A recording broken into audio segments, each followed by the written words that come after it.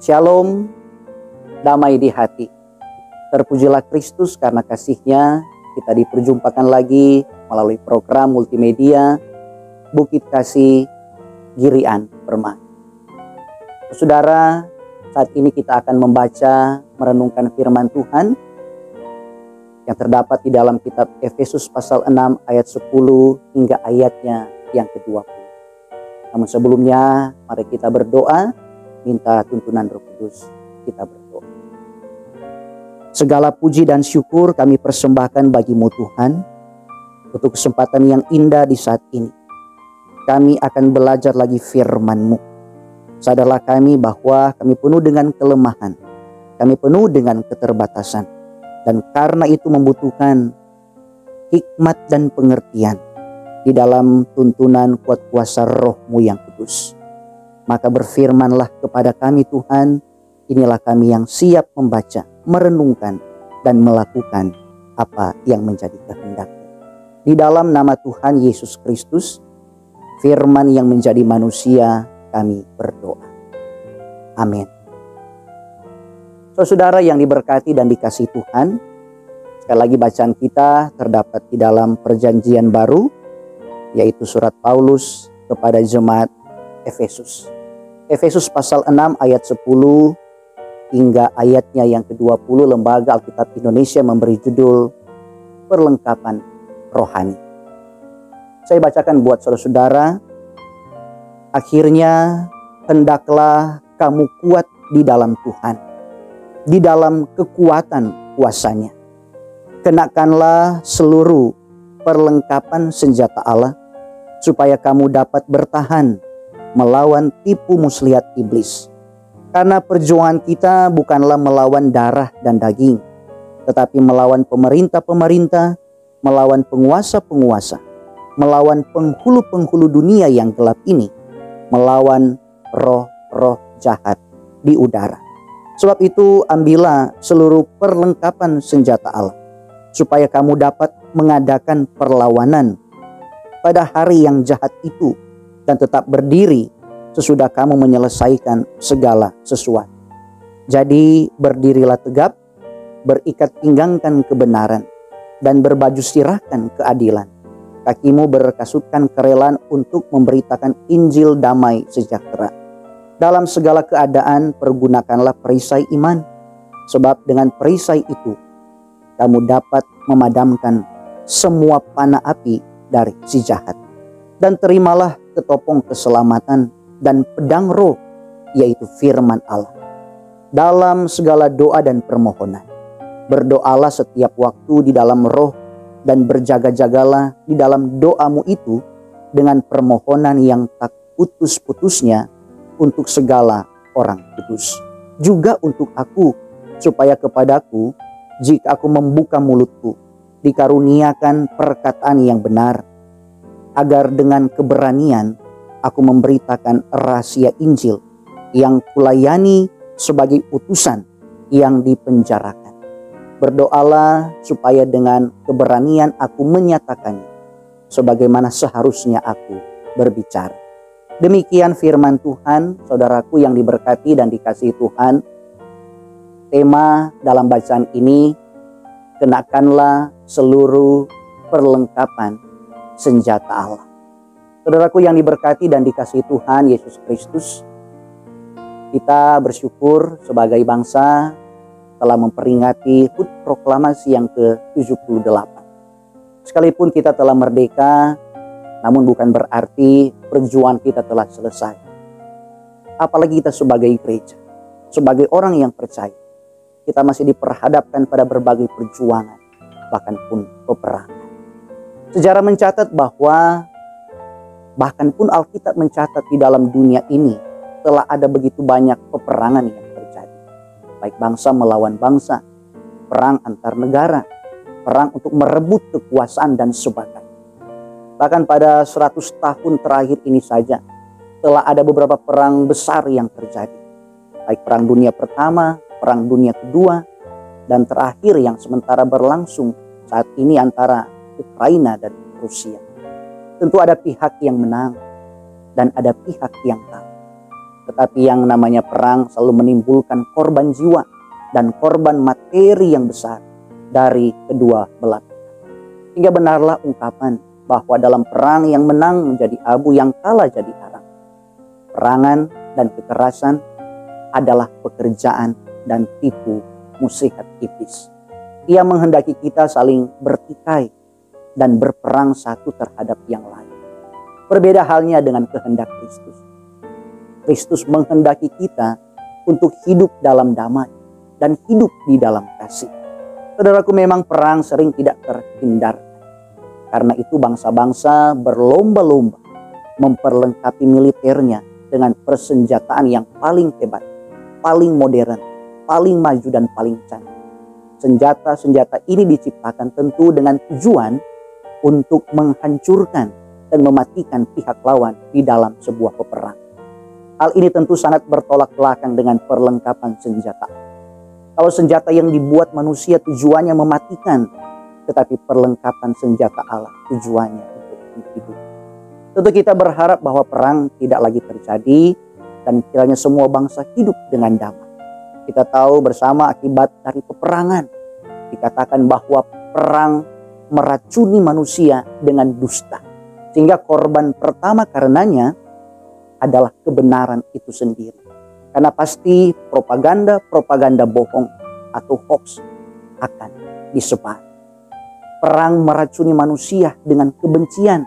Sehingga korban perang yang kedua karenanya adalah kasih. Bahwa dengan sengaja virus kebencian disuntikan di dada setiap orang. Perang adalah wujud dosa ekonomi yang sangat besar dan spektakuler. Bayangkan biaya dalam sebuah peperangan sesungguhnya sangat banyak. Misalnya saja, tentu Bapak Ibu tahu sistem pertahanan dari negara Israel yang disebut dengan Iron Dome. Satu Iron Dome saja itu bernilai sekitar 1,4 triliun rupiah.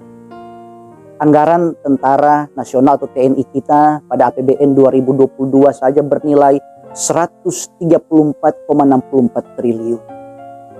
Bahkan anggaran pertahanan Amerika Serikat tahun 2022 mencapai 11.000 triliun rupiah. Sementara itu di berbagai tempat masih banyak orang yang kelaparan. Masih banyak orang yang membutuhkan. Sehingga dalam hal ini korban perang yang ketiga adalah keadilan itu sendiri. Perang adalah dosa melawan kemanusiaan. Dalam perang dunia pertama saja memakan korban sekitar 40 juta jiwa. Dan sebagian besar adalah anak muda. Karena itu korban yang keempat adalah masa depan. Saudaraku yang diberkati dan dikasih Tuhan, perang juga membunuh hati nurani. Banyak orang membunuh tanpa lagi merasa bersalah. Karena itu korban yang kelima dari perangan dan kekerasan ini adalah damai sejahtera. Perang adalah melawan segala sesuatu yang dikehendaki Kristus. Perang adalah kejahatan melawan Kristus. Membenarkan perang berarti menyalahkan Kristus. Kristus mengajarkan tentang kasih dan damai. Perang dan kekerasan itu jahat, tetapi damai itu tidak. Karena itu korban perang yang keenam, iman. Saudara-saudara yang diberkati Tuhan, perang, kekerasan, dan penindasan adalah pekerjaan dari iblis. Kuasa jahat ini tidak senang melihat orang-orang atau bangsa-bangsa hidup dalam damai. Apalagi dalam damai seperti yang diajarkan Kristus. Karena si iblis selalu berusaha menghambat orang-orang yang membawa kabar baik tentang damai. Rasul Paulus dan gereja mula-mula turut merasakan penghambatan dari iblis yang memakai pemerintah-pemerintah, penguasa-penguasa, penghulu-penghulu yang gelap pada waktu itu. Seperti yang dikatakan di dalam firman Tuhan tadi. Saudaraku yang diberkati dan dikasih Tuhan. Karena itu sekalipun dalam keadaan di penjara, Rasul Paulus mengingatkan jemaat yang ada di Efesus untuk berperang melawan tipu muslihat iblis. Karena perjuangan kita bukanlah melawan darah dan daging, tetapi melawan pemerintah-pemerintah, melawan penguasa-penguasa, melawan penghulu-penghulu dunia yang gelap ini, melawan roh-roh jahat di udara. Efesus 6 ayatnya yang ke-12. Sehingga saudaraku yang diberkati dan dikasihi Tuhan, bukan berperang dengan cara kekerasan seperti memberontak untuk membinasakan mereka yang jahat, tetapi berperang dalam peperangan rohani. Kuasa jahat atau iblis tidak akan kalah dengan senjata-senjata kekerasan, malah dia semakin menang. Maka untuk melawannya yang kita perlukan adalah peperangan rohani. Dan karena itu kita membutuhkan juga perlengkapan senjata rohani atau perlengkapan senjata api. Rasul Paulus yang hidup dalam dunia militer bangsa Romawi yang terkenal kuat dan hebat itu karena memiliki laskar atau prajurit dengan perlengkapan senjata yang lengkap. Karena itu Paulus mengumpamakan seperti seorang prajurit yang siap berperang. Maka Rasul Paulus berkata kepada jemaat Efesus, bahkan firman Tuhan ini pun ditujukan kepada kita, agar supaya pertama-tama memohon kekuatan dari Tuhan. Karena dalam berperang dan berjuang kita membutuhkan energi, dan sebagai sumber kekuatan kita adalah dari Tuhan. Seperti yang dikatakan di dalam ayatnya yang ke-10.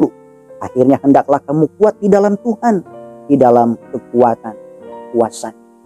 Selanjutnya berdirilah tegak. Berarti dalam posisi siap untuk berperang. Berikat pinggangkan kebenaran. Berbaju stirahkan keadilan. Berkasutkan kerelaan untuk memberitakan Injil damai sejahtera. Pergunakanlah perisai iman untuk memadamkan panah api dari si jahat, dan gunakanlah ketopong keselamatan. Gunakanlah pedang roh, yaitu firman. Saudaraku yang diberkati dan dikasihi Tuhan, tipu muslihat iblis hendak memutarbalikan fakta tentang firman Allah. Kita ingat kejatuhan Hawa, bahwa firman Tuhan yang disampaikan bahwa tidak boleh memakan buah yang dilarang oleh Tuhan, pasti mati. Tetapi Hawa mengutipnya berkata nanti mati. Kemudian iblis berkata sekali-kali kamu tidak akan mati. Jadi pemahaman yang persis tentang firman Tuhan, pemahaman yang benar tentang firman Tuhan, mengerti dengan benar firman Tuhan, membuat kita mampu menangkal segala tipu muslihat, tipu daya dari si iblis.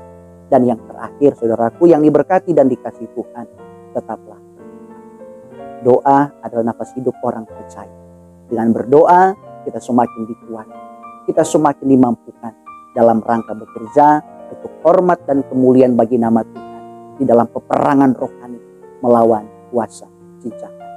Karena itu jadilah alat damai sejahtera Tuhan. Mari kita seperti prajurit yang siap berperang, kita kalahkan kuasa si jahat dengan mengandalkan Tuhan dan firman. Terpujilah nama Tuhan. Tuhan memberkati kita semua. Amin. Saudaraku, mari kita berdoa. Terima kasih Tuhan, kami boleh membaca merenungkan firman. Apa yang boleh kami dengar, kiranya boleh kami lakukan di dalam kehidupan. Dalam rangka menghadapi tantangan, pergumulan, bahkan pun berjuang melawan tipu muslihat iblis. Berkati kami sebagai gereja, berkati kami sebagai pribadi, sehingga mampu hidup sesuai dengan kehendak firman. Maka kami melangkah di jalan hidup yang penuh dengan damai sejahtera yang berasal daripada. Ini doa kami, permohonan kami di dalam nama Tuhan Yesus Kristus.